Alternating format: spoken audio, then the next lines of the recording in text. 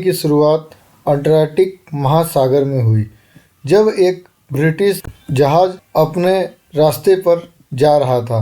तब उसे एक जहाज दिखाई देता है जो कि बिल्कुल स्थिर अवस्था में एक ही जगह पर खड़ा होता है और लहरों के साथ बह रहा होता है। शिप का कैप्टन उससे कांटेक्ट करने की कोशिश करता है, पर वहां से कोई सिग्नल्स नहीं मिलते हैं। फिर कैप्टन उस शिप पर जाने का निर्णय लेते हैं।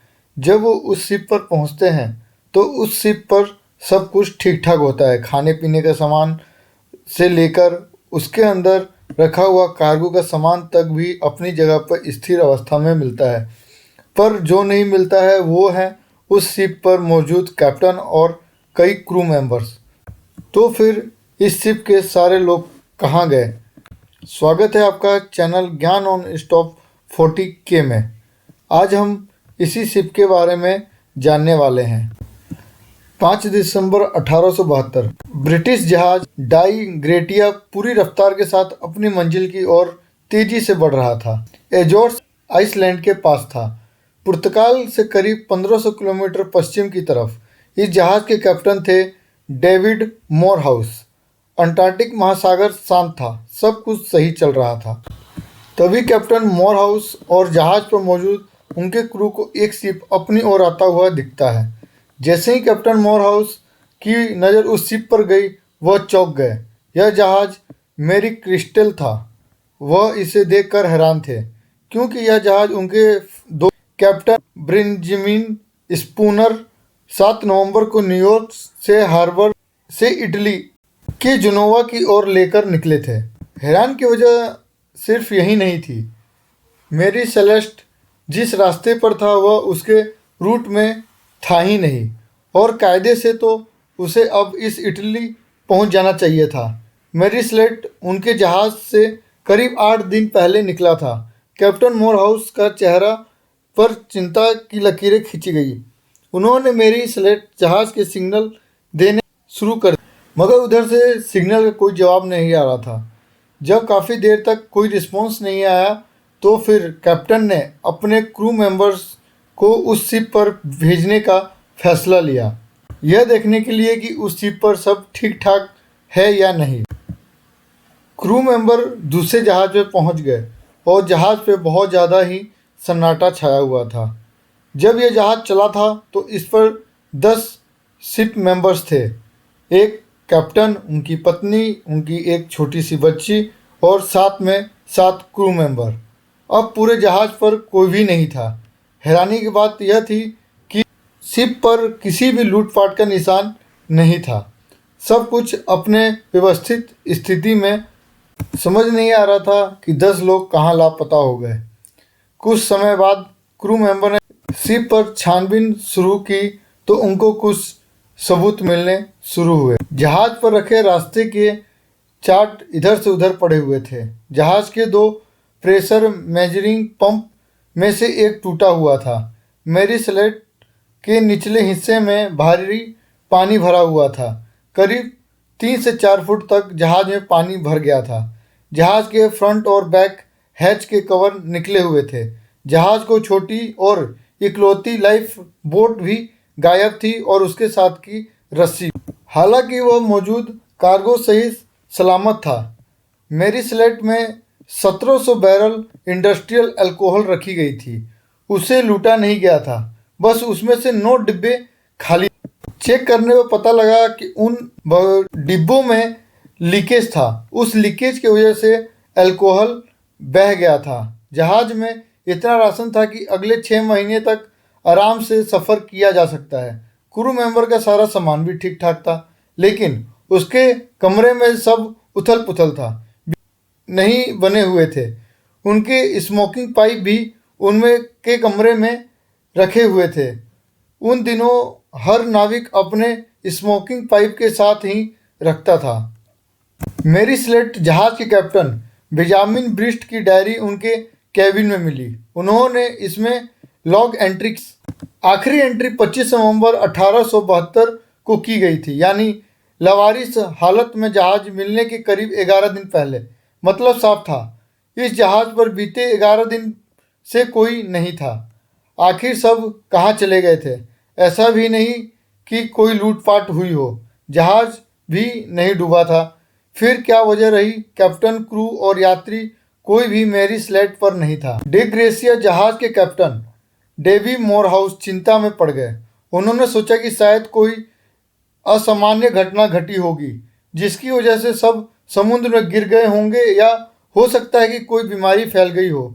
खैर, उस वक्त समुद्र का एक नियम था, अगर किसी व्यक्ति को दूसरी कोई जहाज या कार्गो लावारिस हालत में मिलती है, वो उस जहाज या सामान को लेकर आता है, तो वह व्यक्ति बचाई गई संपत्ति के मूल्य के अनुरूप इनाम का हकदार होता है। इस समुद्री कानून को लॉ ऑफ स्लेव्स कहते थे। कैप्टन मोरहाउस इस नियम के बारे में बखूबी जानते थे। वह दोनों जहाज को लेकर वहां पहुंचकर उन्होंने इंश्योरेंस के लिए अप्लाई किया, पर इंश्योरेंस कंपनी को उनकी बातों पर भरोसा नहीं हुआ। उन्हें कुछ षड्यंत्र नजर आ रहा था। 3 महीने की जांच चली, मगर कुछ साबित नहीं हुआ। आखिर में उन्हें इनाम दिया गया, लेकिन इंश्योरेंस की रकम $46,000 का सिर्फ छठा हिस्सा ही। इससे पता चलता है कि आखिरकार डे ग्रेसिया जहाज के क्रू की बातों से पूरी तरह आश्वस्त नहीं थे।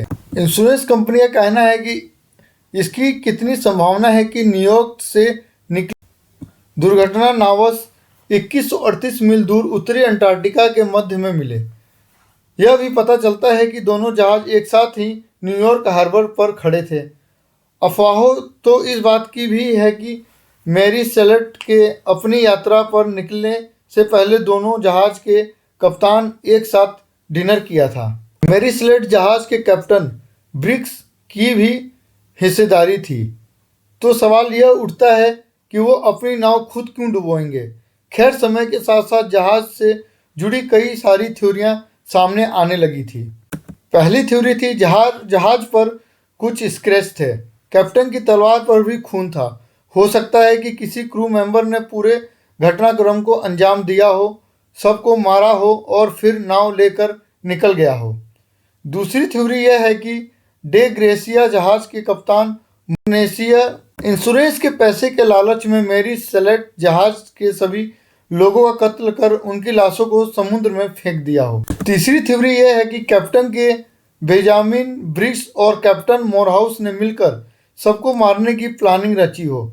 मैरी सेलेट के सारे क्रू मेंबर को मारकर कैप्टन ब्रिक्स अपनी परिवार को लेकर निकल गए हो, ताकि कैप्टन मोरहाउस को पैसे मिले और दोनों आधा आधा आपस में बांट लें। चौथी थ्योरी यह है कि समुद्र में मैरी सेलेट किसी तूफान से टकराया होगा, जिससे उसके निचले हिस्से में पानी भरना शुरू हो गया होगा। इस बीच कार्गो के कुछ डिब्बे चटक गए होंगे, जिससे इंडस्ट्रियल अल्कोहल रिसने लगा होगा। जहाज में ब्लास्ट होने के डर से लाइफ बोट लेकर निकल गए होंगे, मगर फिर जहाज से बंधी रस्सी टूट गई होगी और सब मर गए होंगे। आखिर एक छोटी नाव में इतने लोगों को कैसे दूर तक लेकर जा सकती है। पांचवी थ्योरी यह है कि जहाज में 1700 बैरल अल्कोहल था। किसी वजह से जब डिब्बे चटके होंगे तो अल्कोहल की तेज गंध उनके बर्दाश्त नहीं हुई होगी। सुगंध की वजह से उन्हें ठीक से सोचने में दिक्कत आ रही होगी। उन्होंने कुछ देर के लिए जहाज से निकलने का सोचा होगा। लाइफ बोट पर नीचे इंतजार करते समय उनकी रस्सी गिर गई होगी। इस तरह सब मारे गए होंगे।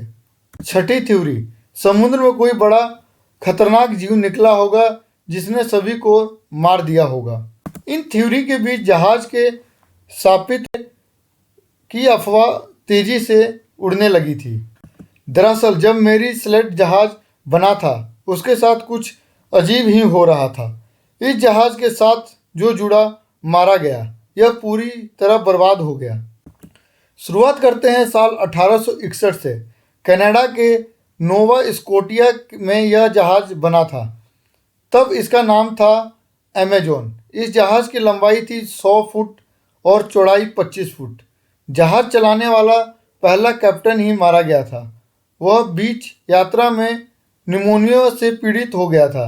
फिर धीरे धीरे इस जहाज से जो जुड़ता कैप्टन या क्रू, रहस्यमय हालत में उसकी मृत्यु हो जाती। लोग इससे खरीदने या इस पर सफ़र करने से काफ़ी डरते थे।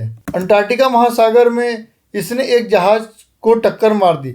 वह टक्कर इतनी भी भयानक नहीं थी, लेकिन इस छोटी सी टक्कर से भी जो दूसरी जहाज़ थी वो पूरी तरह से क्षतिग्रस्त हो गई और वो डूब गई। उसमें सवार एक भी आदमी की जान नहीं बच पाई। फिर कुछ सुधार के लिए इसे शिप यार्ड में रखा गया। थोड़े दिन बाद पूरा शिप यार्ड जलकर राख हो गया। अमेजोन को फिर से कुछ नहीं हुआ। फिर साल 1868 में रिचर्ड डब्ल्यू हैंस ने इसे खरीदा और इसका नाम बदल दिया। इसका नाम रखा। तब इसके स्ट्रक्चर में भी कुछ बदलाव किए गए। इस जहाज़ के कैप्टन बदलते रहे मगर उनके मरने का सिलसिला कभी नहीं थमा। आखिर में कैप्टन बेंजामिन ब्रिक्स का भी यही अंजाम हुआ और मैरी स्लेट घोस्ट शिप के नाम से जाना जाने लगा। आपको ये वीडियो कैसी लगी और इस चैनल को सब्सक्राइब करें और लाइक करें।